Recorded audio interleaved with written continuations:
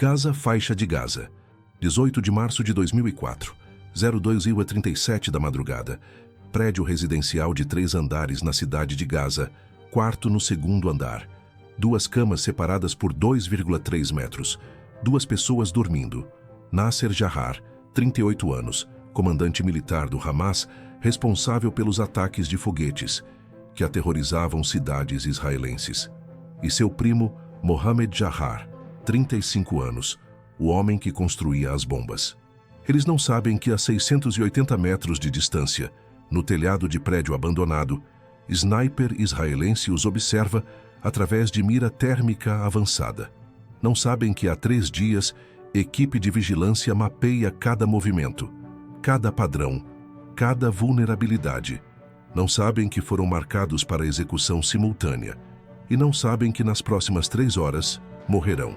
Ambos, com um único tiro. Uma bala que atravessará a parede de concreto de 28 centímetros, perfurará o primeiro alvo, continuará sua trajetória mortal e atingirá o segundo. Especialistas militares dirão ser impossível. Físicos calcularão probabilidades abaixo de 20%. Mas Israel tentará de qualquer forma. Porque quando você pode eliminar 2 terroristas com uma operação em vez de 2, você reduz risco pela metade, você duplica a eficiência e você demonstra capacidades que fazem inimigos perderem o sono.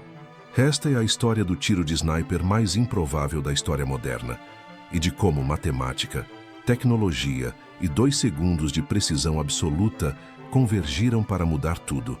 Nasser Jahar não era figura pública, não dava entrevistas para a Al Jazeera, não aparecia em vídeos de propaganda do Hamas postados online. Era comandante operacional das brigadas Izz ad-Din al-Qassam, ala militar do Hamas, responsável pela faixa de Gaza Norte, fantasma com autoridade letal. Sua especialidade eram ataques com foguetes Qassam, tubos de aço preenchidos com explosivos e combustível sólido, lançados de plataformas improvisadas, escondidas em campos agrícolas de Gaza.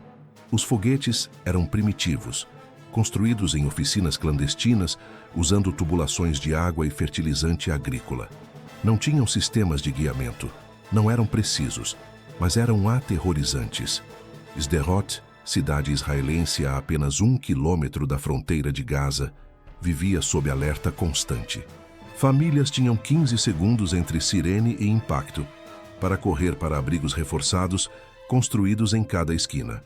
Crianças cresciam conhecendo o som de sirenes antes de aprenderem o alfabeto. Parques infantis tinham bunkers de concreto, pintados com cores alegres para disfarçar o que realmente eram, túmulos potenciais. Entre 2001 e 2004, ataques de foguete orquestrados por Jahar mataram 23 israelenses. Pai voltando do trabalho, morto quando o foguete atingiu seu carro. Mãe comprando pão, morta quando padaria explodiu. Estudante de 17 anos morto no caminho para a escola. Mais de 200 feridos, muitos com ferimentos permanentes, estilhaços alojados em corpos que cirurgiões não conseguiam remover completamente. E dezenas de milhares vivendo com trauma psicológico que nunca curaria. Mohamed Jahar era diferente. Ele não planejava operações, não comandava células, era técnico.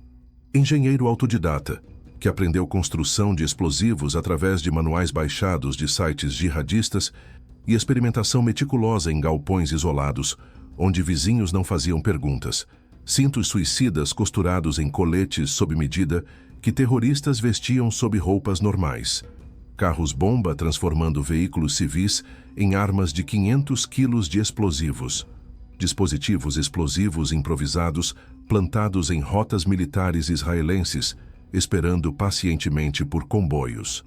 Entre 2002 e 2004, explosivos construídos por Mohamed mataram 17 soldados e civis israelenses. Seus designs eram elegantes em sua letalidade, confiáveis em sua execução. Os 2 primos trabalhavam em sincronia mortal. Nasser planejava onde atacar. Mohamed fornecia as ferramentas. E israelenses morriam. Em março de 2004, inteligência militar israelense finalmente descobriu onde estavam se escondendo e começou a planejar como matá-los. Encontrar terroristas específicos em Gaza é como procurar duas agulhas em palheiro de 1,5 milhão de pessoas. Gaza tem densidade populacional de 5.000 habitantes por quilômetro quadrado, uma das mais altas do mundo. Campos de refugiados, onde 3 gerações vivem em estruturas de 2 peças. Prédios residenciais apertados, onde cada apartamento abriga família estendida. Ruas labirínticas, onde estranhos são notados imediatamente. Terroristas do Hamas se escondem entre civis deliberadamente. Não é acidente, é estratégia. Dormem em casas de parentes que não têm conexão operacional. Usam crianças como escudos humanos sem dizer palavra. Sabem que Israel hesita em atacar alvos cercados por inocentes porque mídia internacional está sempre assistindo, sempre pronta para gritar crimes de guerra.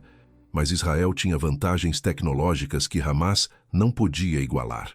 Drones Hermes 450 voando em silêncio a 6.000 metros, câmeras capazes de ler placas de carro do espaço, satélites espiões americanos compartilhando imagens em tempo real, interceptação de comunicações, capturando cada chamada telefônica, cada mensagem de texto, mesmo aquelas usando cartões SIM descartáveis comprados em barracas de rua, e rede de informantes, palestinos que colaboravam por dinheiro, por vingança pessoal, por permissões médicas para tratamento em hospitais israelenses quando filhos estavam morrendo de câncer que clínicas de Gaza não podiam tratar.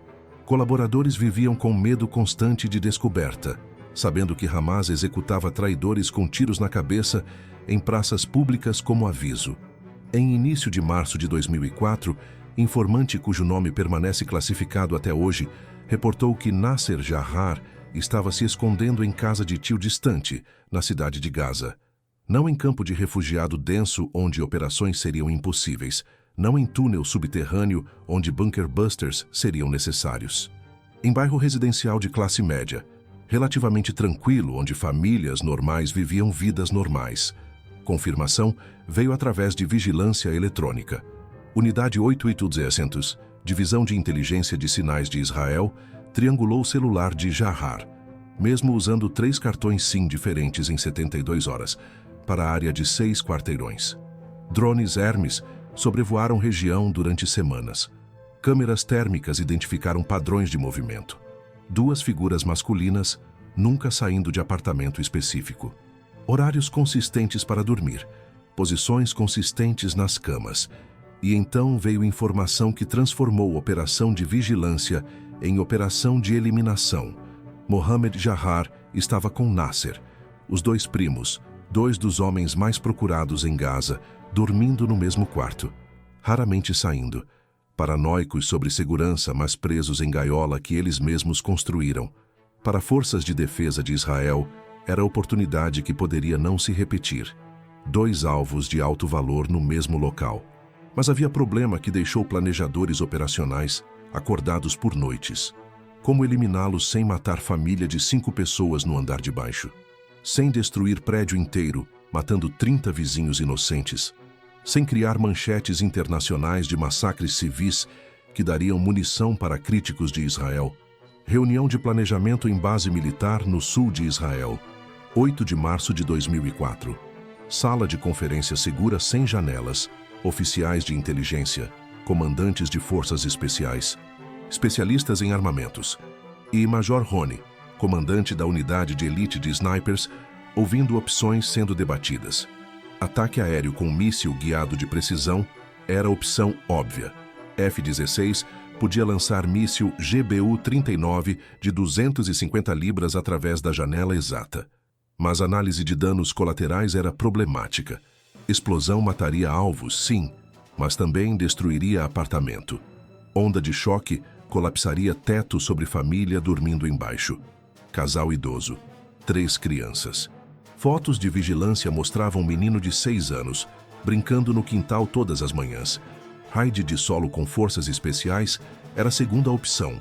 Sayeret Matkal podia entrar no prédio, neutralizar alvos com tiros suprimidos, exfiltrar. Mas Gaza não era Cisjordânia, onde Israel controlava território. Era território hostil, onde cada quarteirão tinha milicianos armados. Tiroteio seria inevitável. Baixas civis seriam prováveis. E operativos israelenses poderiam ser capturados, arrastados pelas ruas, executados em praça pública enquanto câmeras filmavam. Esperar e atacar quando saíssem era a terceira opção. Eventualmente, Jahar precisaria se mover. Reunião operacional. Transferência de armas. Poderia ser alvejado na rua. Mas inteligência sugeria que ele estava planejando operação grande. Interceptação de comunicações capturou fragmentos sobre ataques múltiplos simultâneos. Cada dia de espera era risco de ônibus israelense explodindo, shopping sendo bombardeado, escola sendo atacada. E então o Major Roni, que havia ficado quieto por 40 minutos observando o debate ir em círculos, falou: "E se atirarmos através da parede?" Silêncio. Oficiais olharam para ele como se tivesse sugerido voar para a lua. Coronel responsável pela operação colocou café na mesa e perguntou lentamente: "Através da parede? Parede de concreto de 28 centímetros. Você está sério?" "Completamente", Roni respondeu calmamente. "Temos câmeras térmicas que veem através de estruturas. Sabemos exatamente onde os alvos dormem. Conhecemos posições das camas mapeadas até centímetro. Se sincronizarmos perfeitamente, se calcularmos trajetória com precisão absoluta, é tecnicamente possível." Oficial de inteligência interrompeu. "Impossível. Bala perderia velocidade massiva, atravessando o concreto. Desviaria imprevisível. Mesmo se atingisse primeiro alvo, não seria letal o suficiente. Não se usarmos munição antimaterial", Roni continuou. "Barrett M82, calibre .50 BMG. Projétil projetado para penetrar blindagem de veículo. E não se calcularmos cada variável, temperatura, vento, densidade do concreto, ângulo de descida." Ele parou, porque sabia quão louco soava. Atirar através de parede de concreto em alvo que não pode ver diretamente violava cada princípio de doutrina de sniper. Era algo de filme de ação com Schwarzenegger, não operação militar real baseada em procedimentos testados. Mas então, Roni adicionou detalhe que mudou conversa inteira. E há mais. As camas estão alinhadas, paralelas, separadas por 2,3 metros. Se bala atravessar primeiro alvo no ângulo certo, energia cinética residual será suficiente para continuar e atingir segundo alvo. 1 tiro, 2 mortos, 0 civis. Agora a sala estava completamente silenciosa. Porque Roni não estava propondo apenas tiro impossível através de parede. Estava propondo tiro impossível através de parede que eliminaria ambos os alvos com uma bala. Probabilidade de sucesso que qualquer pessoa honesta calcularia em 5%. Talvez menos. Mas era a única opção que não mataria inocentes. Única opção que eliminaria ambos simultaneamente, sem segunda operação arriscada. E se funcionasse, seria demonstração de capacidade israelense que faria cada terrorista em Gaza questionar se parede de concreto realmente fornecia proteção. Coronel pensou por minuto que pareceu hora. Olhou para fotos de vigilância mostrando família no andar de baixo. Olhou para relatórios de inteligência sobre operações que Jahar estava planejando. Olhou para Roni. "Você tem 72 horas para planejar isso. Quero físicos, quero engenheiros, quero probabilidades calculadas até terceiro decimal. E se não estiverem 100% confiantes, abortamos e voltamos para a opção de míssil. Entendido?" "Entendido." Planejamento começou 40 minutos depois. Sala de conferência transformada em centro de operações improvisado. Paredes cobertas com fotos térmicas do prédio-alvo, mostrando assinaturas de calor. Diagramas balísticos com trajetórias desenhadas em vermelho. Equações matemáticas escritas em quadro branco que pareciam física de nível universitário. Equipe montada incluía 17 especialistas. Físicos civis do Technion, Instituto de Tecnologia de Israel com PhD em balística, engenheiros militares especializados em análise de materiais, oficiais de inteligência que entendiam construção palestina, snipers veteranos com décadas de experiência combinada. E um problema que todos concordavam ser quase insolúvel. A parede não era apenas concreto genérico, era mistura específica com propriedades específicas que afetariam trajetória de formas específicas. Engenheiros precisavam saber composição exata, ou cálculos seriam inúteis. Inteligência militar tinha informação surpreendentemente detalhada porque Israel é obcecado com detalhes. O prédio foi construído em 1997 por empreiteiro palestino chamado Abu Hassan, que usava fornecedores israelenses para materiais porque eram mais baratos que importações egípcias. Registros de construção obtidos através de fonte confidencial mostravam especificações que ninguém esperava ter. Cimento Portland tipo 2 da fábrica Nesher, perto de Ramla. Areia do deserto local, com grãos de 0,5 milímetros. Agregado calcário da pedreira, perto de Hebron. Proporção água-cimento de 0,55, que indicava construção econômica. Densidade calculada, 2.380 kg por metro cúbico. Espessura real, 28 centímetros, não 30, como planos originais diziam, porque empreiteiro cortou custos como sempre fazem. Armadura de aço? Análise de fotos de construção arquivadas mostrava que não. Barras de reforço nunca foram instaladas, típico de construção residencial palestina barata, onde códigos de construção são sugestões ignoradas. Isso era vantagem enorme porque aço desvia balas imprevisivelmente, transformando tiro de precisão em loteria. Mas mesmo sem aço, 28 centímetros de concreto ainda era obstáculo massivo. Bala padrão, tom 308. Winchester, que snipers usavam, seria completamente fragmentada ou desviada. Munição mais pesada era necessária. Solução era calibre. 50 BMG, Browning Machine Gun. Projétil originalmente desenvolvido em 1918 pelo inventor John Browning para metralhadoras montadas em aviões que precisavam derrubar outros aviões. Bala antimaterial usada contra veículos blindados, bunkers de concreto, posições fortificadas. Quando bate concreto, não pede licença, força passagem. Munição específica selecionada foi M33 Ball, fabricada pela Lake City Army Ammunition Plant em Missouri, Estados Unidos. Projétil de 42 gramas com núcleo de aço, envolto em jaqueta de cobre. Velocidade de saída de 853 metros por segundo, mais de 2 vezes velocidade do som. Energia cinética de 15.300 joules, suficiente para perfurar 19 milímetros de aço blindado a 500 metros. Para contexto, bala de rifle de assalto AK-47 tem energia de 2.000 joules. Esta tinha quase 8 vezes mais. Quando atinge corpo humano, não faz buraco, faz cratera. Mas energia bruta não era a única consideração. Formato da bala importava tremendamente. M33 tem design bolt tail, base cônica que reduz arrasto aerodinâmico. Quando penetra concreto, núcleo de aço mantém integridade, enquanto jaqueta de cobre se deforma, absorvendo impacto. Era crucial. Bala precisava atravessar parede e ainda manter forma suficiente para matar. Rifle escolhido foi Barrett M82A1, monstruosidade de 14 kg, que parece mais canhão que arma de precisão. Desenvolvido em 1982 por Ronnie Barrett em garagem no Tennessee, usando suas economias pessoais.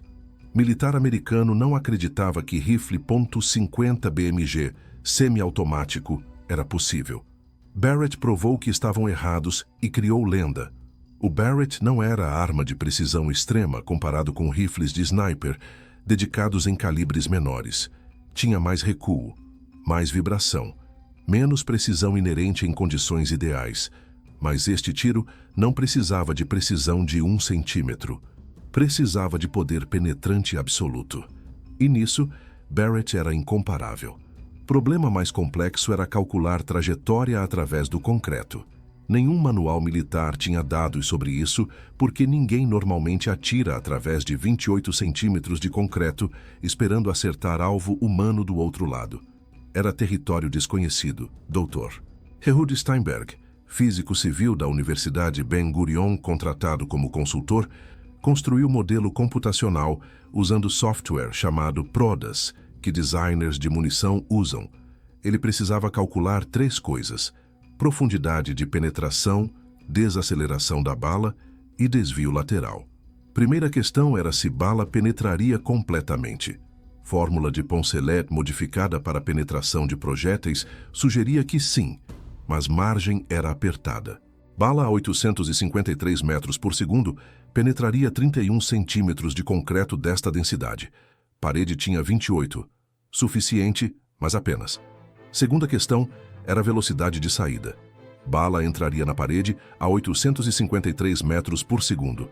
Sairia muito mais lenta. Modelo de Forrestal para a penetração de projéteis rígidos em concreto calculou velocidade residual de 318 metros por segundo, perda de 62,7% de velocidade, mas 318 metros por segundo ainda é 1.145 km por hora. Ainda é bala de rifle de alta potência. Ainda mata. Terceira questão era desvio. Concreto não é homogêneo. Pedras de agregado, bolsas de ar microscópicas, variações de densidade, tudo causava desvio. Steinberg rodou 1000 simulações computacionais cada uma, com variações aleatórias pequenas em propriedades do material. Resultados mostraram que bala desviaria, em média, 4,2 centímetros para a esquerda. Desvio padrão de 1,8 centímetros significava que 68% dos tiros desviariam entre 2,4 e 6 centímetros. Isso era problema e solução. Problema porque desvio era inevitável. Solução porque desvio era previsível. Se sniper mirasse 4,2 centímetros para a direita do ponto ideal, compensaria desvio médio. Não perfeitamente, mas próximo o suficiente. Mas havia mais variáveis, muitas mais. Tiro era de 683 metros de distância horizontal, e sniper estaria em telhado 4 metros mais alto que alvo. Cada fator ambiental precisava ser calculado. Queda de bala devido à gravidade a 683 metros era aproximadamente 4,7 metros abaixo da linha de mira. Mira precisava ser ajustada para compensar. Vento previsto de 7 a 9 km por hora do noroeste causaria desvio lateral de 12 a 15 centímetros. Rotação da Terra, efeito Coriolis, causaria desvio adicional de 2,1 centímetros para a direita a esta latitude.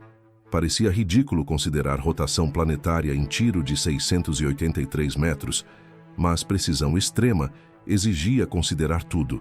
Temperatura do ar afetava a velocidade da bala.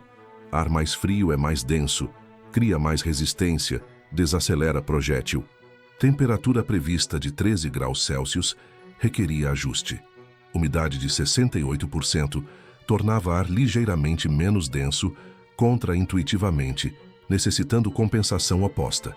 Pressão barométrica, ângulo de descida, rotação do projétil criando deriva de spin, tudo precisava ser calculado.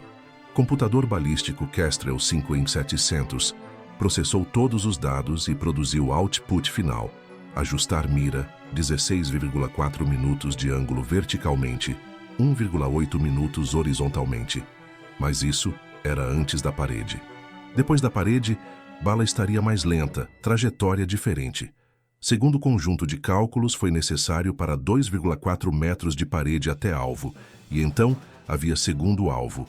Mohammed dormia em cama separada 2,3 metros da de Nasser. Bala emergiria da parede, atravessaria Nasser e precisaria continuar para Mohammed. Mas atravessar corpo humano roubaria mais energia, mais velocidade e mudaria ângulo ligeiramente. Testes balísticos foram realizados em base militar no Negev. Blocos de gel balístico que simulam tecido humano foram posicionados como alvos. Bala .50 BMG a 320 metros por segundo perfurou o primeiro bloco de 23 centímetros, atravessou completamente, emergiu a 187 metros por segundo, viajou 2,3 metros adicionais, penetrou o segundo bloco com 720 joules de energia. Mais que pistola, 45 ACP, suficiente para matar se atingisse coração, pulmão, artéria principal. Mas havia margem crítica. Bala precisava atingir Nasser dentro de janela de 7 centímetros em seu torso. Dentro dessa janela, ângulo de saída levaria projétil para Mohammed. Fora dessa janela, bala desviaria, atingiria a parede oposta e Mohammed viveria. 7 centímetros de margem. Em tiro de 683 metros, através de parede de concreto, em alvos invisíveis que dormiam atrás de cortinas grossas. Matemática funcionava. Mal, mas funcionava. Probabilidade de sucesso que planejadores honestamente calcularam em 18%. Menor que uma chance em 5, mas melhor que 0. E melhor que matar família inocente no andar de baixo. Seleção do atirador levou 2 dias. Major Rony não queria apenas sniper experiente. Queria o melhor. E em unidade de elite, onde todos eram melhores, isso significava encontrar excepcional entre excepcionais. Sargento Yoav tinha 31 anos e 12 anos como sniper. Seu arquivo de serviço listava 47 mortes confirmadas em operações através de Gaza, Cisjordânia, Líbano. Distância mais longa registrada era 891 metros, tiro que matou o comandante de Hamas em telhado em Gaza City em 2002. Próximo de mais de 890 metros desta missão para ser coincidência. Rony o havia escolhido por essa razão exata. Mas quando o briefing completo foi explicado, mesmo Yoav hesitou. Ele estava sentado na sala de operações, olhando diagramas balísticos, fotos térmicas, cálculos de probabilidade, e então olhou para Rony, com expressão que misturava respeito e incredulidade. Através de parede, em 2 alvos com uma bala. Comandante, com todo respeito, isto é insano. Eu sei, Rony respondeu. Mas você consegue? Yoav ficou quieto por longo momento. Olhou para cálculos de novo, para fotos mostrando posições exatas das camas, para simulações computacionais mostrando trajetória projetada atravessando parede, atravessando o corpo humano, continuando para segundo corpo. Matemática estava lá. Física estava lá. Mas haver matemática e executar matemática eram coisas diferentes. Preciso praticar, ele finalmente disse. Não posso fazer tiro assim sem treinar. Ninguém pode. Impossível. Qualquer prática em Gaza alertaria Hamas que algo está acontecendo. Eles mudariam locais, aumentariam segurança, perderíamos janela. Então preciso praticar aqui, em Israel, em range de treinamento, base militar no deserto de Negev. 3 dias antes da operação programada. Engenheiros de combate trabalharam 36 horas, construindo réplica exata do prédio em Gaza. Mesmas dimensões, mesma orientação, mesma parede de concreto de 28 centímetros, misturada com especificações idênticas ao concreto palestino. Dentro, 2 manequins balísticos foram posicionados em camas nas posições exatas que Nasser e Mohammed ocupavam quando dormiam. Manequins eram torsos humanos realistas, preenchidos com gel que simula tecido humano, completos com costelas de plástico e órgãos representativos. Quando bala penetra, gel mostra trajeto exato da ferida. É como autópsia antes da morte. Distância foi medida precisamente. 683 metros horizontais. 4 metros elevação. Posição de tiro no telhado replicado para igualar geometria exata da operação real. Não era prática genérica. Era ensaio.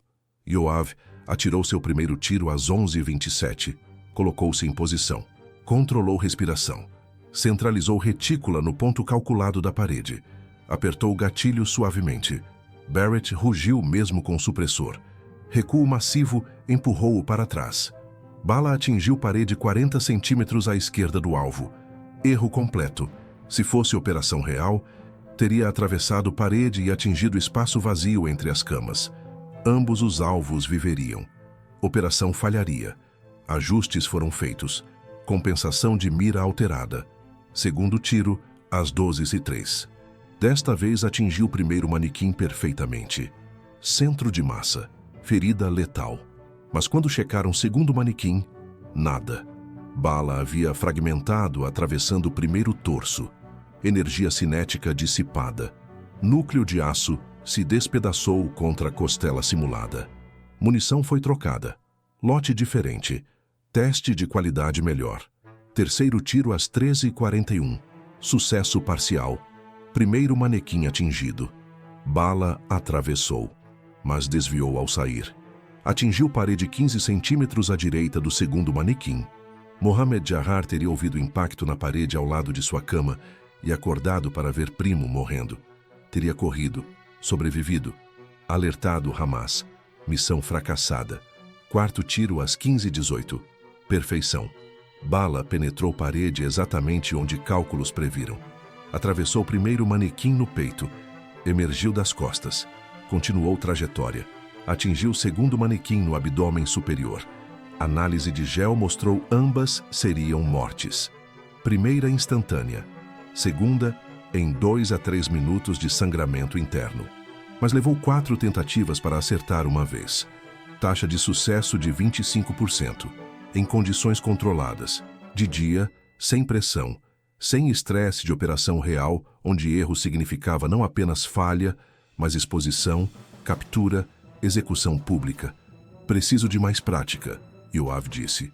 Não há tempo, Rony respondeu. Operação é amanhã à noite. Janela está se fechando. Yoav atirou mais 20 rodadas naquela tarde, até sol se pôr. Acertou em 13. Taxa de sucesso subiu para 65%. Melhor. Mas ainda significava que uma em 3 tentativas resultaria em falha catastrófica. E na operação real, ele teria uma chance. Um tiro. Sem segundo tiro de prática. Sem correção. Mas era melhor que tinham. E relógio estava correndo. 18 de março de 2004. 21 real. Equipe de operações especiais entra em Gaza através de checkpoint de Erez em 5 veículos blindados. 30 soldados. Infantaria pesada para estabelecer perímetro de segurança. Equipe de resgate caso algo dê errado. E 2 snipers com equipamento que pesava mais que eles próprios. Movimento lento através de estradas de Gaza. Velocidade normal. Sem luzes piscando. Sem sirenes. Apenas patrulha noturna de rotina que acontecia toda a noite. Nada suspeito. Nada que alertasse milicianos que grande operação estava em andamento. Às 23h15, comboio alcançou o prédio abandonado, identificado como posição de tiro ideal. Estava a 680 metros do alvo, linha de visão direta se ignorar parede de concreto. Altura apropriada. Ângulo correto. Locação que parecia ter sido escolhida por destino para esta exata missão.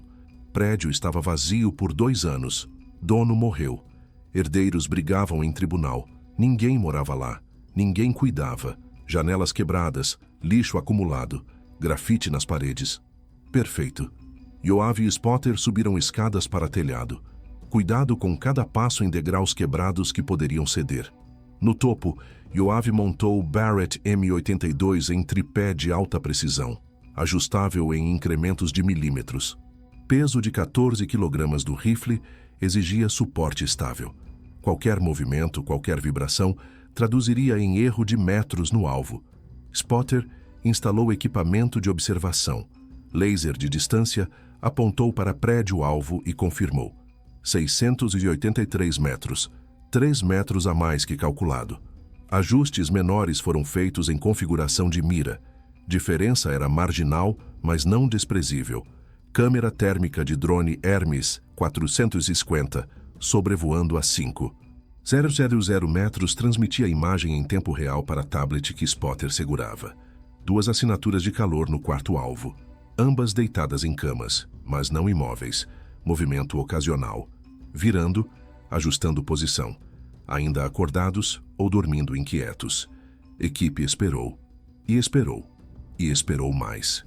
Tempo em operações de sniper não é como tempo normal. Cada minuto parece hora, quando você está deitado imóvel em telhado gelado, olhando através de mira, esperando o momento perfeito que pode nunca vir. 23h30. Alvos ainda se movendo. 0000.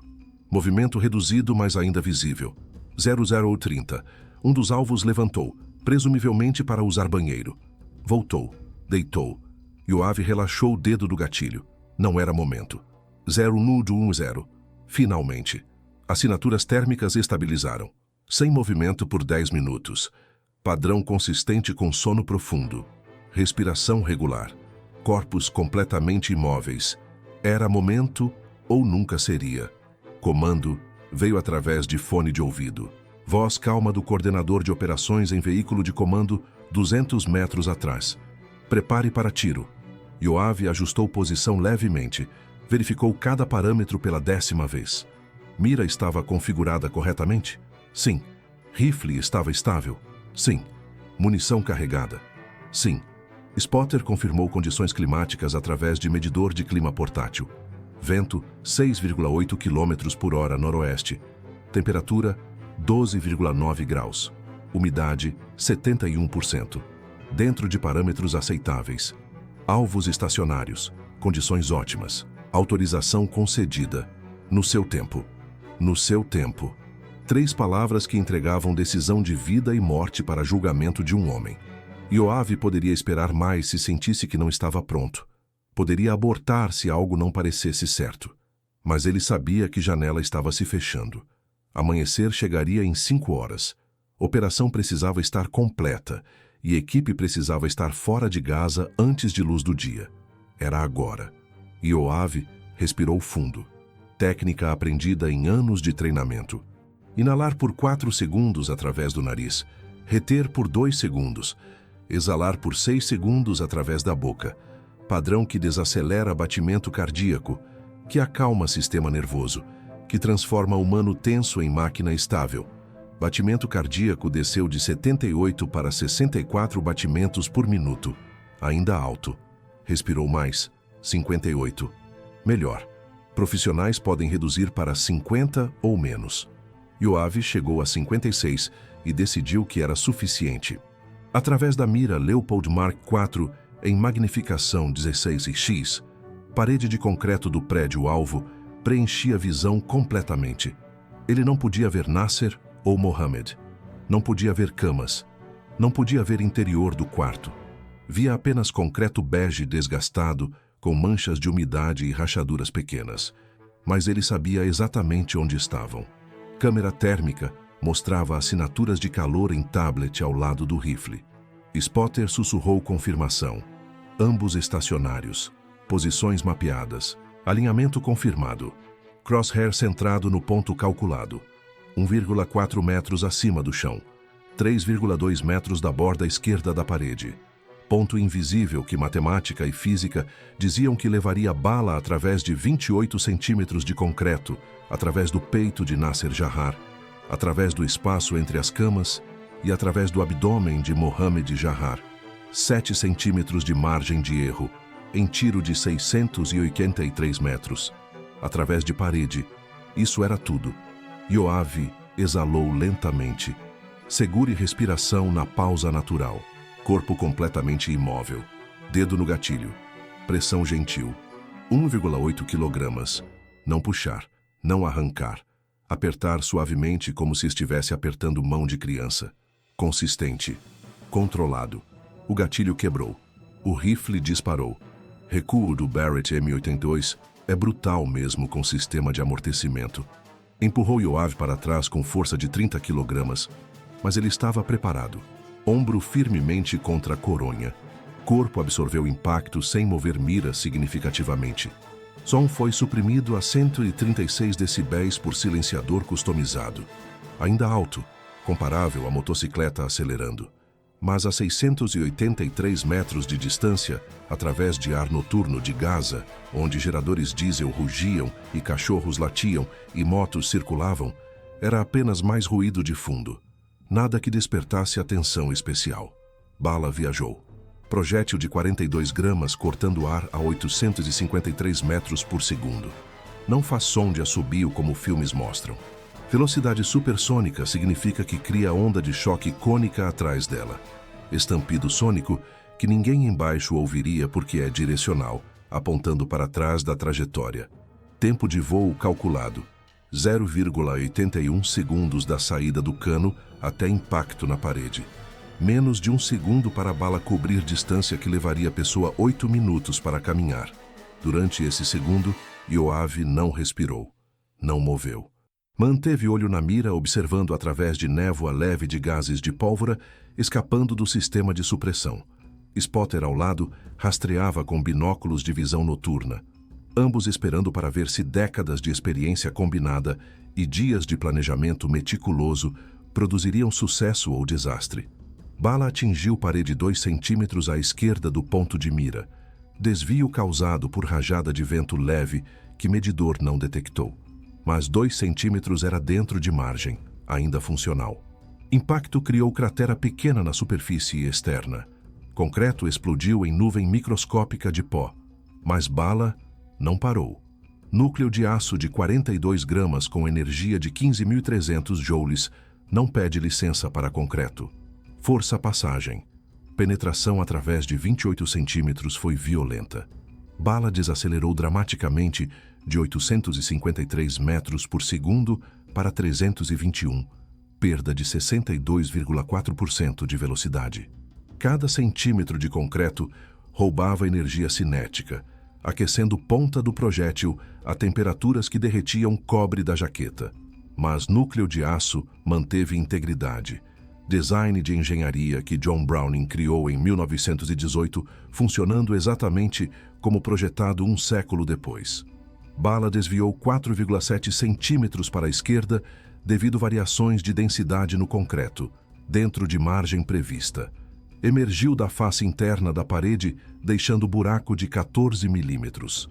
Fragmentos de concreto explodiram para dentro do quarto, como estilhaços secundários. Mas Bala continuou. 321 metros por segundo. 1.156 quilômetros por hora. Rápido o suficiente. Viajou 2,1 metros através do quarto. Atmosfera quieta. Ar-condicionado desligado. Sem correntes. Trajetória estável. E atingiu Nasser Jahar enquanto dormia na primeira cama. Ponto de impacto foi 3 centímetros abaixo da clavícula esquerda, dentro da janela crítica de 7 centímetros. Matemática funcionou. Bala penetrou pele, atravessou músculo peitoral, continuou através de costela que ofereceu resistência mínima. Entrou no pulmão superior esquerdo, criando cavidade de ferida permanente de 3 centímetros de diâmetro e cavidade temporária de 12 centímetros, enquanto onda de choque se expandia através de tecido. Mas trajetória crítica estava ligeiramente mais profunda. Bala cortou a artéria subclávia, vaso sanguíneo principal, que transporta sangue do coração para braço.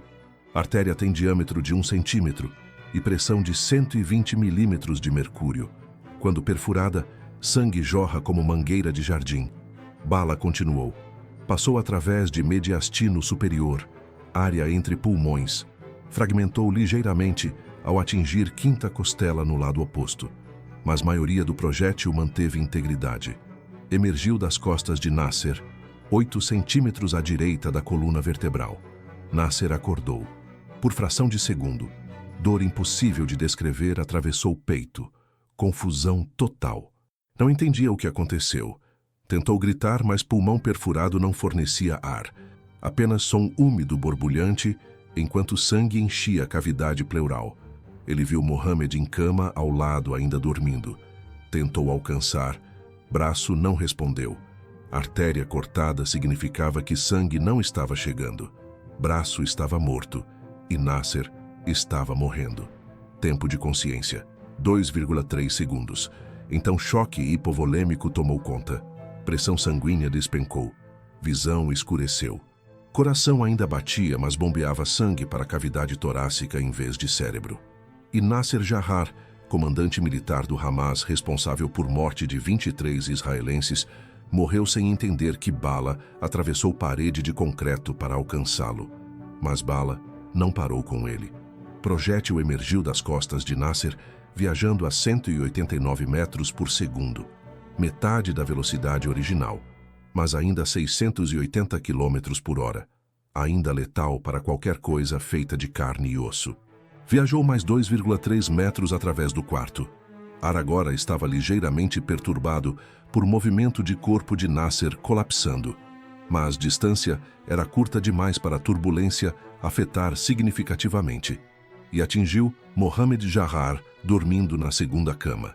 Ponto de impacto foi abdômen superior, ligeiramente abaixo do centro ideal.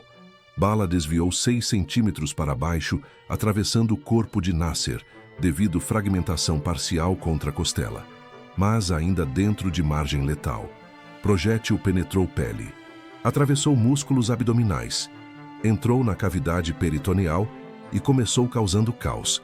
Perfurou o estômago, criando ferida de 2 centímetros. Continuou através de fígado, maior órgão sólido do corpo. Fígado tem consistência de esponja densa. Bala criou trajeto de destruição de 4 centímetros através de lobo esquerdo e então atingiu coluna vertebral, vértebra lombar L2. Osso ofereceu resistência final. Bala, já severamente deformada e desacelerando, fragmentou completamente. Núcleo de aço despedaçou. Fragmentos se alojaram em corpo vertebral. Maior pedaço, aproximadamente 15 gramas, parou dentro da coluna. Mohamed acordou gritando. Não acordou gradualmente, foi instantâneo. De sono profundo para dor que cérebro humano não está equipado para processar. Ele tentou sentar. Não conseguiu. Pernas não responderam. Coluna vertebral estava destruída. Paralisia instantânea da cintura para baixo. Ele gritou por ajuda. Tentou alcançar celular na mesa de cabeceira. Mão tremendo violentamente. Conseguiu agarrar telefone, mas estava sangrando internamente. Fígado perfurado estava vazando sangue direto para a cavidade abdominal. 2,8 litros de sangue no corpo humano. Ele estava perdendo 100 mililitros por minuto. Família no andar de baixo ouviu gritos. Casal idoso acordou. Pensaram que era pesadelo. Então ouviram de novo, mais alto, desesperado. Pai subiu escadas correndo. Encontrou porta do quarto trancada por dentro. Bateu. Gritou perguntas. Mohamed continuou gritando, mas palavras eram incoerentes. Pai arrombou porta com o ombro. 3 tentativas. Madeira estilhaçou e entrou em cena que nunca esqueceria. Nasser morto na primeira cama em poça de sangue que cobria colchão inteiro e gotejava no chão. Mohamed vivo, mas paralisado na segunda cama, também coberto de sangue, mão ainda segurando o celular, olhos selvagens de pânico. Buracos na parede externa e interna. Fragmentos de concreto no chão. Ninguém entendeu o que aconteceu. Não havia som de explosão. Nenhum invasor. Apenas 2 homens, um morto, um morrendo, e mistério de como balas atravessaram parede sólida. Pai ligou para a ambulância. Mas em Gaza, ambulâncias demoram. Especialmente à noite, quando motoristas têm medo de emboscadas em checkpoints militares. Especialmente quando chamada vem de área conhecida por atividade de Hamas, onde soldados israelenses são agressivos. Mohamed sangrou por 37 minutos antes que a ambulância chegasse. Perdeu 3,7 litros de sangue, mais que volume total que corpo contém. Apenas transfusão massiva imediata poderia salvá-lo. Gaza não tinha banco de sangue adequado. Não tinha plasma. Não tinha cirurgiões vasculares de trauma que pudessem reparar fígado perfurado. Paramédicos fizeram o que podiam. Linha intravenosa, solução salina. Tentaram estancar sangramento externo que não existia, porque sangramento era todo interno. E colocaram Mohamed em maca para transporte. Ele morreu na ambulância. 43 minutos após ser atingido. Nunca soube o que o atingiu. Nunca soube que bala atravessou parede, atravessou o primo. E então ele morreu confuso, paralisado e sozinho, enquanto o paramédico tentava desesperadamente encontrar pulso que não existia mais. No telhado 683 metros distante, Yoav e Spotter esperavam confirmação. Drone térmico mostrava caos. Figuras correndo. Mais assinaturas de calor aparecendo. Família acordando. Ambulância eventualmente chegando. Veículo quente mostrando claramente em imagem térmica. Mas não sabiam resultado. Tiro foi bom?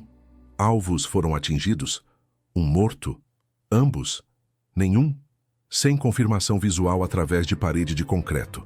Apenas espera tensa enquanto a operação se desenrolava. Confirmação veio a 03h17, 2h30 após o tiro.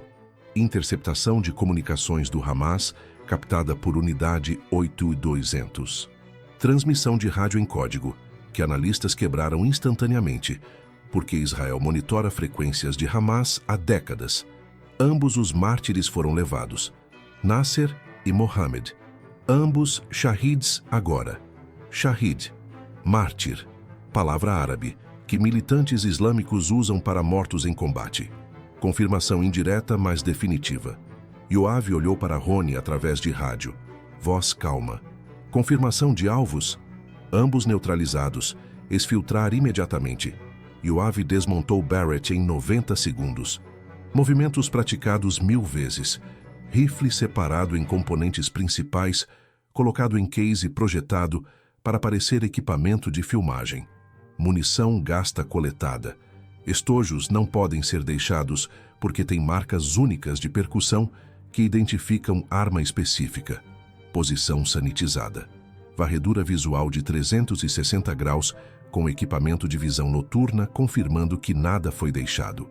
E equipe desceu escadas, entrou em veículos blindados e começou exfiltração. Movimento lento através de Gaza. Velocidade normal, sem urgência visível. Apenas patrulha noturna finalizando o turno e retornando para a base. Nada que alertasse observadores que a operação mais complexa de sniper em história de IDF havia sido executada com sucesso. Às 04h42, comboio cruzou o checkpoint de Erez de volta para Israel. Seguranças verificaram identificações rotineiramente. Nada suspeito. Liberação autorizada. E veículos desapareceram na noite israelense. Missão completa. 2 alvos eliminados. 0 civis feridos. 0 operativos expostos. 1 bala. 2 mortos. Impossível executado. Hamas anunciou mortes às 09h30 de 18 de março. Comunicado oficial foi curiosamente vago. Mártires Nasser e Mohamed Jahar foram assassinados por forças de ocupação sionista em Operação Covarde. Não mencionava método. Não descrevia como. Porque não sabiam como. Investigadores de Hamas examinaram cena e ficaram perplexos. Sem destroços de míssil, sem evidência de raid de solo, sem explosivos. Apenas 2 homens mortos em quarto trancado, com buracos misteriosos na parede. Levou 6 horas até que investigador com treinamento balístico entendesse. Mediu ângulos dos buracos, calculou trajetória e chegou à conclusão impossível. Tiro de sniper, de posição elevada, distância de aproximadamente 700 metros, através de parede de concreto, atingindo 2 alvos. Relatório foi enviado para a liderança de Hamas. Líderes não acreditaram inicialmente. Através de parede? Isso é ficção científica, mas evidência era inegável. E implicações eram aterrorizantes. Se Israel podia atirar através de paredes e matar 2 comandantes simultaneamente, onde era seguro? Bunkers subterrâneos? Talvez. Mas não quartos residenciais, não casas de parentes, não refúgios que Hamas considerava seguros. Paranoia se espalhou. Comandantes de Hamas mudaram comportamento drasticamente. Pararam de dormir em mesmos locais 2 noites seguidas. Pararam de compartilhar quartos. Alguns dormiam em porões sem janelas. Outros em túneis subterrâneos. Medo invisível tornou-se arma psicológica tão efetiva quanto bala. Mídia internacional reportou mortes brevemente. Reuters publicou 3 parágrafos. Associated Press, 5. New York Times ignorou completamente. Apenas mais 2 militantes mortos em conflito sem fim que mundo estava cansado de ouvir sobre. Israel não comentou oficialmente. Porta-voz militar respondeu a perguntas dizendo: não comentamos operações de inteligência. Negação não plausível. Nem confirmação. Apenas silêncio que dizia tudo. Mas dentro de comunidade de inteligência militar global, história se espalhou. Não através de canais oficiais, através de conversas em conferências, briefings classificados, analistas compartilhando com analistas. E fascinação cresceu. Coronel Tom McKay, instrutor de sniper dos Marines americanos, ouviu sobre a operação 3 meses depois, através de contato em Pentágono. Sua primeira reação foi descrença. Bullshit. Através de concreto, em 2 alvos, é propaganda israelense. Mas quando detalhes técnicos foram compartilhados, munição M33, computador balístico, cálculos precisos, ele reconsiderou. Não é impossível, é incrivelmente, absurdamente improvável. Taxa de sucesso que eu calcularia em 10%, mas teoricamente factível com recursos ilimitados e planejamento obsessivo. Israelenses são loucos, mas são loucos competentes. Coronel britânico James Harrington, do SAS, foi consultado por Ministry of Defense sobre replicar capacidade. Ele produziu relatório de 47 páginas, concluindo que, enquanto tecnicamente possível, Risco de falha era alto demais para recomendar em operações reais. Preferimos 2 operações com 80% de sucesso, cada do que uma operação com 20% de sucesso, matando 2 alvos. Matemática não favorece a abordagem israelense, exceto em circunstâncias extremamente específicas. Mas ele adicionou nota pessoal no final.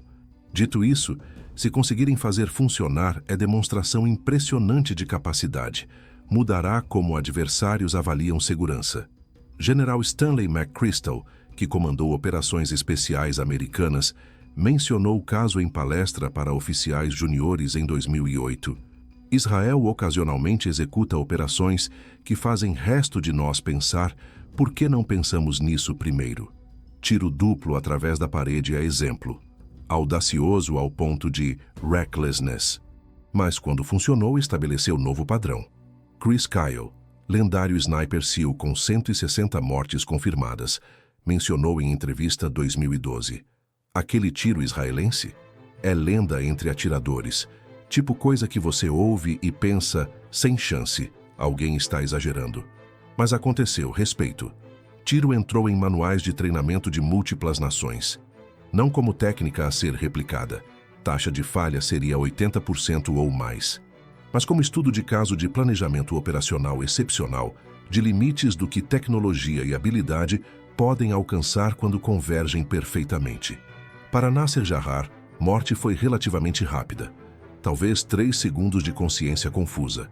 Depois, nada. Ele deixou esposa e 4 filhos, crianças que cresceriam sem pai. Filho mais velho tinha 12 anos e jurou vingança em funeral. Ciclo continuando. Para Mohamed Jahar foi diferente.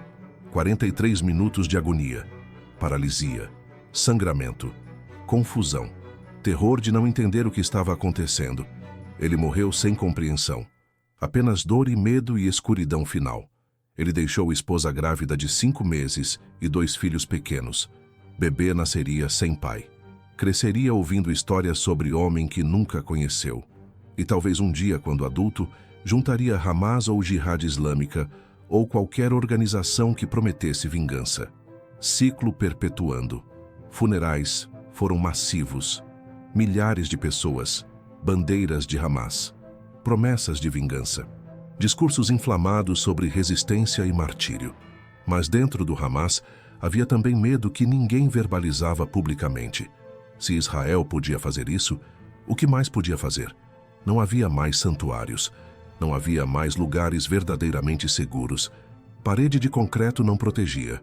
Escuridão da noite não escondia. Paranoia tornou-se modo de vida. Yoav, o atirador, passou por avaliação psicológica obrigatória 72 horas após a operação. Protocolo padrão para qualquer operativo envolvido em operação letal. Psicólogo militar fez perguntas cuidadosamente formuladas para avaliar trauma, dissonância cognitiva, capacidade de continuar em serviço. Você pensa sobre os alvos? Sim. O que você pensa? Pausa longa. Penso que eles mataram israelenses. Muitos israelenses. E planejavam matar mais. E agora não podem. Isso é bom. Você sente culpa? Outra pausa. Não culpa. Mas penso sobre famílias deles, crianças sem pais. Esse pensamento não vai embora facilmente. A avaliação concluiu que Yoav mostrava processamento emocional saudável, reconhecia a humanidade dos alvos enquanto mantinha certeza sobre necessidade operacional. Recomendação foi período de recuperação de 4 meses antes de nova operação letal. Reatribuição temporária para funções de treinamento. Major Rony foi promovido a tenente-coronel 6 meses depois. Não especificamente por esta operação, mas estava em arquivo. E quando promoções foram consideradas, Operação Ventos Mutantes, como foi classificada internamente, pesou favoravelmente. Coronel que autorizou a operação, eventualmente tornou-se general. Em entrevista classificada anos depois, admitiu: quando autorizei, dei 15% de chance de sucesso. Estava preparado para a falha. Tinha plano backup com míssil. Fato que funcionou foi combinação de planejamento excepcional e sorte. Não sei qual fator foi mais importante. Provavelmente ambos igualmente. Operação estabeleceu precedente.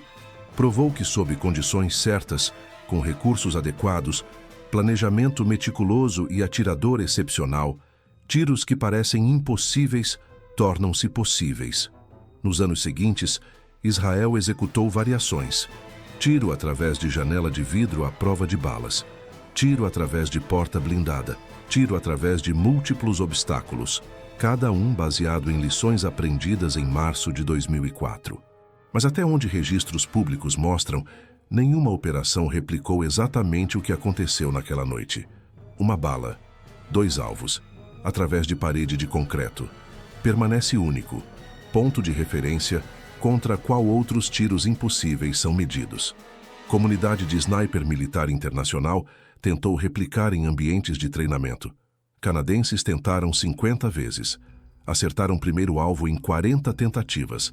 Nunca acertaram segundo. Americanos tentaram em Fort Benning. Resultados similares. Bala desviava imprevisível após atravessar primeiro torso. Israel ou teve sorte extrema naquela noite, ou desenvolveu compreensão de balística que não compartilhou. Provavelmente ambos. Sorte favorece preparados. Israel estava maximamente preparado. Questões morais persistem. Nasser e Mohammed Jahar eram terroristas segundo qualquer definição razoável. Mataram civis, planejavam matar mais. Eram alvos militares legítimos sob lei de conflito armado. Mas também eram humanos. Nasser tinha a esposa que o amava, apesar de saber que trabalho dele matava pessoas. Mohammed tinha crianças que brincavam em seus joelhos sem entender que mãos que faziam cócegas neles construíam bombas. Ambos eram monstros e humanos simultaneamente. Realidade não permite categorização simples. Eliminá-los salvou vidas israelenses? Provavelmente. Ataques que planejavam não aconteceram. Ataques futuros que teriam orquestrado nunca ocorreram. Matemática utilitária favorece decisão. Mas também criou mais órfãos, mais viúvas, mais trauma geracional. Filho de 12 anos de Nasser jurou vingança. E quando tiver 18, 22, 30, talvez execute ataque que mata israelenses. E então Israel matará ele. E filhos dele crescerão jurando vingança. Ciclo sem fim. Precisão tecnológica torna a violência mais aceitável? Fato que apenas alvos pretendidos morreram torna mortes moralmente diferentes de bombardeio que mata alvos mais civis? Filósofos debatem. Não há consenso. Operações como esta demonstram capacidades extraordinárias de estados modernos.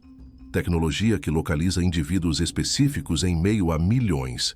Matemática que calcula trajetórias através de obstáculos. Habilidade que executa planos improváveis. É impressionante e assustador, porque se Israel pode fazer isso, outros podem eventualmente. Tecnologia se espalha. Conhecimento vaza. E futuro onde governos podem eliminar indivíduos específicos através de paredes de concreto, a 700 metros, é futuro onde ninguém está verdadeiramente seguro. 18 de março de 2004, 02h37 da madrugada. Uma bala, 683 metros, 28 centímetros de concreto, 2 homens, 2 famílias destruídas. E pergunta que permanece sem resposta fácil. Valeu a pena? Depende de quem você pergunta, e o que você valoriza, e como calcula custo de vida humana contra a segurança de outras vidas humanas. A única certeza é que naquela noite, impossível tornou-se possível. E mundo tornou-se lugar ligeiramente mais perigoso, ou ligeiramente mais seguro, dependendo de qual lado você está.